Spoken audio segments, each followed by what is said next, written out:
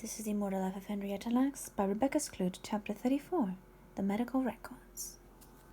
A few minutes later, Deborah pounded on my door. She'd changed into an enormous white t-shirt that hung past her knees.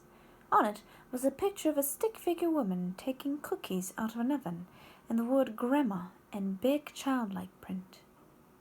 "I decided I'm not going to bed," she said matter-of-factly. "I wanted to look at that stuff with you." She was jittery and twitchy, like she had just had several shots of espresso. In one hand, she clutched the Crownville picture of Elsie. With the other, she grabbed the bag, filled with her mother's medical records, off the dresser where I'd put it. She dumped the bag's contents on my bed, just as she had done the first night we met. "Let's get busy," she said. There were more than 100 pages, many of them crumpled, folded, or torn, all of them out of order. I stood staring for a long moment, stunned and overwhelmed, then said maybe we could sort through it together, then I could find somewhere to photocopy what I needed. "No!" Deborah yelled, then smiled, a nervous smile. "We can just read it all here and you can take notes." "That would take days," I said. "No, it won't," Deborah said, climbing on all four across the pile of papers and sitting cross-legged in the center of the bed. I pulled up in an armchair, opened my laptop, and started sorting. There was a land deed from the small chunk of Clover property Deborah had bought with $2,000 from her father's asbestos settlement. There was a 1997 newspaper mugshot of Lawrence's son with a caption that said, "Wanted, Lawrence Lax, robbery with deadly weapon." There were other order forms for buying HeLa cells online, receipts, newsletter from Deborah's church, and seemingly endless copies of the photo of Henrietta, hands on hips. And there were dozens of notebook pages where Deborah had written definitions of scientific and legal terms, and poems about her life. "Cancer checkup, can't afford, one and rich get it, my mother was black, black people don't have the money to pay for it, mad, yes, I'm mad. Where we were used by taking our blood and lied to. We had to pay off our own medical. Can you relieve that? John Hopkins Hospital, of all the places, that has my mother's cells. Don't give her nothing." As I read, Deborah grabbed several photocopied pages from a genealogy how-to book and held them up for me to see, saying, "That's how I knew to get power of attorney and bring all that stuff to get my sister information at Crownville. They didn't know who they was fooling with." As she talked, she watched my hands moving through the piles of papers. I held a page of the records close to my face to make out the small script, then began reading out loud. "This 20-year-old something, I can't read the handwriting, positive RH." The entry was dated November 2nd of 1949. "Oh, wow," I said suddenly. "This is 3 days before you were born. Your mom's pregnant with you here." "What?" "Oh my God!" Deborah screamed, snatching the paper and staring at me, mouth wide. "What else does it say?" "It was a normal checkup," I told her. "Look here," I said, pointing at the page. "Her cervix is 2 centimeters dilated. She's getting ready to have you."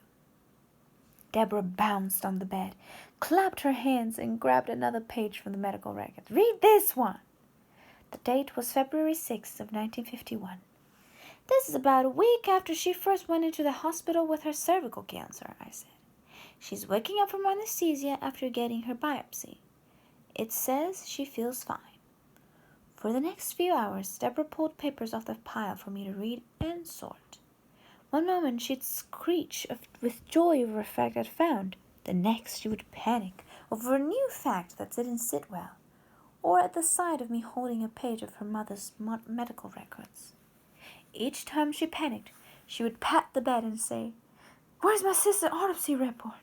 Or, "Oh no, where I put my room key?"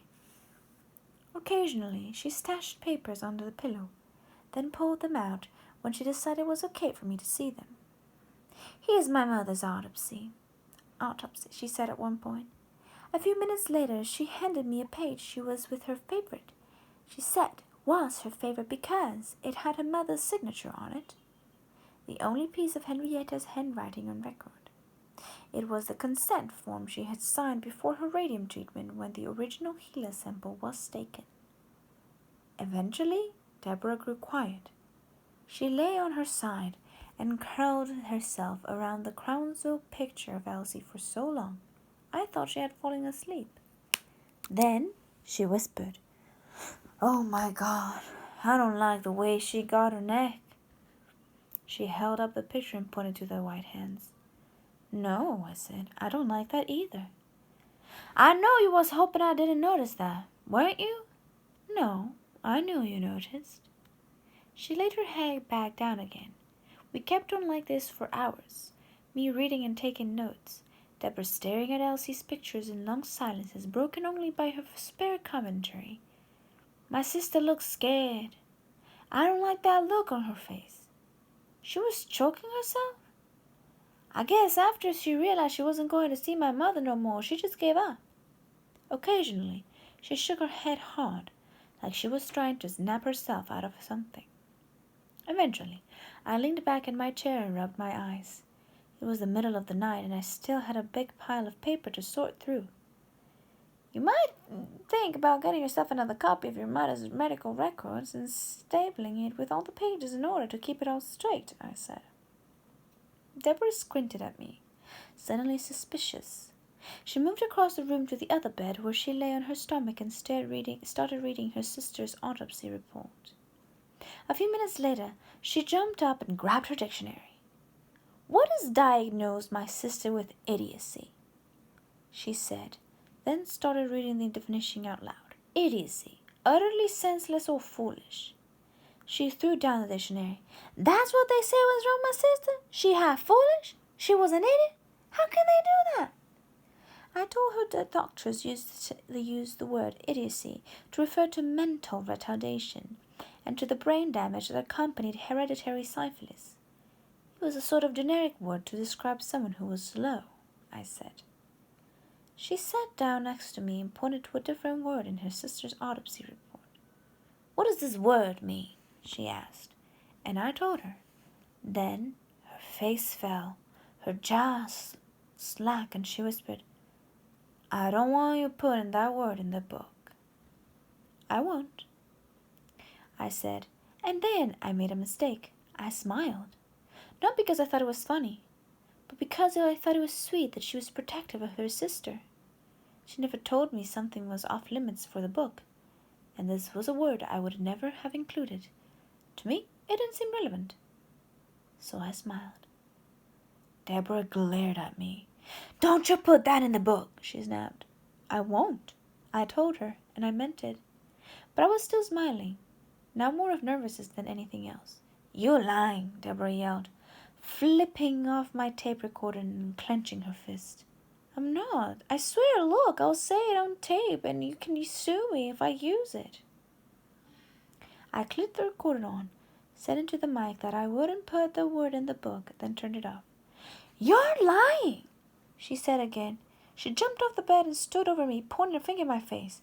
"If you're not lying, why did you smile?" She started frantically stuffing papers into her canvas bags as I tried to explain myself and talk her down. Suddenly, she threw the bag on the bed and rushed toward me. Her hand hit my chest hard as she slammed me against the wall, knocking me breathless, my head smacking the plaster. "Who are you working for?" she snapped. "John Hopkins?" "What? No!" I yelled, gasping for breath. "You know I work for myself." "Who sent you? Who's paying you?" she yelled, her hand still holding me against the wall. "Who paid for this room?" "We've been through this," I said. "Remember? Credit cards? Student loans?" Then, for the first time since we met, I lost my patience with Deborah. I jerked free of her grip and told her to get the F off me and chill the F out. She stood inches from me, staring wild-eyed again for what felt like minutes. Then suddenly she grinned and reached up to smooth my hair, saying, "I never seen you mad before. I was starting to wonder if you was even human, 'cause you never cuss in front of me." Then perhaps as an explanation for what just happened, She finally told me about Cofield. "He was a good pretender," she said. "I told him I would walk through fire alive before I would let him take my mother's medical records. I don't want nobody else to have them. Everybody in the world got herself. Only thing we got her mother is just them records in her Bible. That's why I get so upset about Cofield. He was trying to take one of the things I really got from my mother." She pointed at my laptop on the bed and said, "I don't want you typing every word of it into your computer either. You type what you need for the book, but not everything. I want people in our family to be the only ones who have all them records." After I promised I wouldn't copy all the records, Deborah said she was going to bed again for the next several hours. She knocked on my door every 15 or 20 minutes. The first time she reeked of peaches and said, "I just have to go to my car for my lotion, so I thought I'd say hi." Each time it was something else. "I forgot my nail file in the car. X-Files is on. I'm suddenly thinking about pancakes." Each time she knocked, I opened my door wide so she could see the room and the medical records looking just as they had when she left. The last time she knocked, she stormed past me into the bathroom and leaned over the sink, her face close to the mirror. "Am I broken now?" she yelled. I walked into the bathroom where she stood pointing to a quarter-sized welt on her forehead. It looked like a hive. She turned and pulled her skirt down so I could see her neck, and back, which were covered in red welts. "I'll put some cream on it," she said. "I should probably take my sleeping pill." She went back to her room, and a moment later the volume on her TV went up. Screaming and crying and gunfire poured out of the television all night. But I didn't see her again until 6 o'clock in the morning, 1 hour after I'd gone to sleep, when she knocked on my door yelling, "Free continental breakfast!" My eyes were red and swollen with dark circles under them, and I was still wearing my clothes from the day before. Deborah looked at me and laughed. "We're a mess," she said, pointing to the hives now covering her face. "Lord, I was so anxious last night. I couldn't do anything with myself, so I painted my fingernails." She held out her hands for me and to see. "I did a horrible job," she said, laughing. "I think I did it after I took my pill."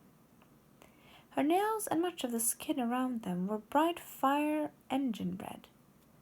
"From a distance it looked okay," she said, "but I'd get fired if I was still doing nails for a living." We walked down to the lobby for a free breakfast.